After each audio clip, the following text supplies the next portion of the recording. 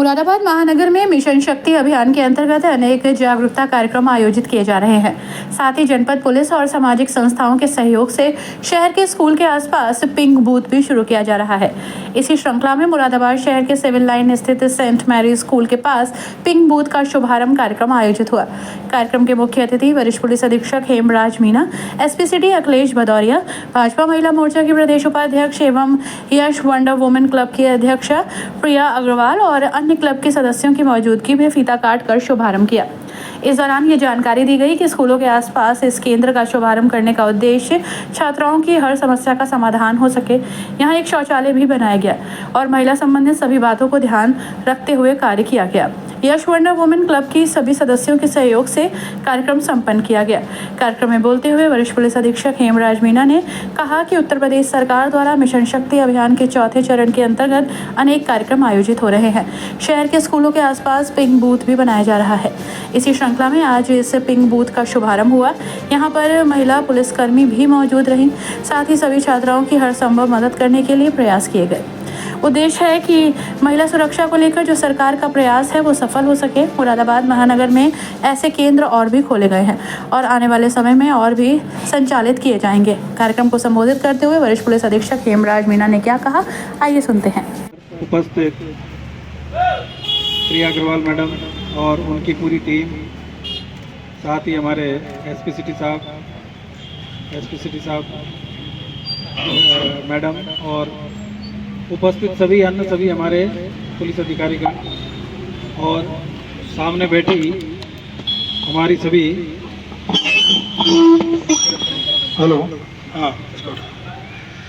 सभी छात्राएं और बहनें।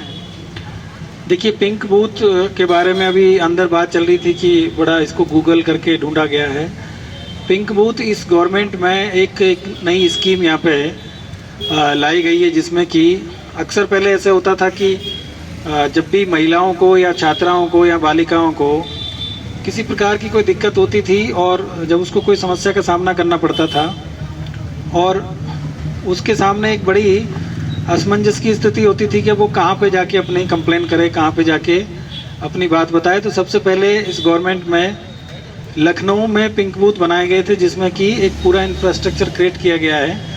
जब भी आप लखनऊ जाएंगे तो वहाँ पे आप लोगों को मिलेगा कि प्री फैब्रिकेटेड एक वहाँ पे बूथ बनाया गया, जिसमें नीचे एक ऑफिस है और उसमें टॉयलेट बनाया गया और ऊपर जो स्टाफ है उसको ठहरने के लिए एक रूम उसमें बनाया गया है। तो 2 मंजिला एक जो इंफ्रास्ट्रक्चर वहाँ पे क्रिएट किया गया है और वो सभी जगह जो महत्वपूर्ण जो रोड है, महत्वपूर्ण जो जगह है, स्थान है जहाँ पे कि अक्सर मार्केट में महिलाओं का आना जाना रहता है या स्कूल कॉलेजेस हैं, उनके आसपास में या जो पार्क है उनके आसपास में ये व्यवस्था की गई थी।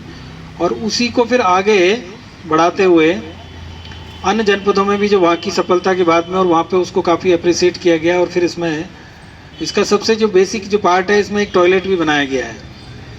अक्सर ये होता है कि घर से एक बार निकल गए और रास्ते में फिर दिक्कतें होती है।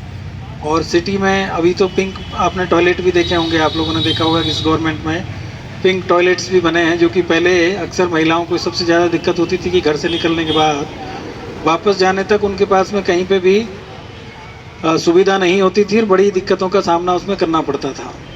तो उसी को देखकर उसी चीज़ों को देखकर जो गवर्नमेंट ने ये डिसीजन लिया था कि महिलाओं को किसी प्रकार की दिक्कतों का कोई सामना ना करना पड़े, और वो चाहे वो अपने काम से जा रही हैं, चाहे मार्केट जा रही हैं या कहीं अन्य किसी वजह से जा रही है, तो उनको किसी प्रकार की असुविधा ना हो। तो उसके लिए पिंक टॉयलेट और उसी का एक और आगे बढ़ के एक जो रूप है वो है पिंक बूथ, जिसमें कि आपको महिला जो हमारी टीम है वो आपकी सिक्योरिटी के लिए या आपकी जो भी आपको पुलिस से जो भी हेल्प है उसके लिए आपको यहाँ पे मिलेंगे।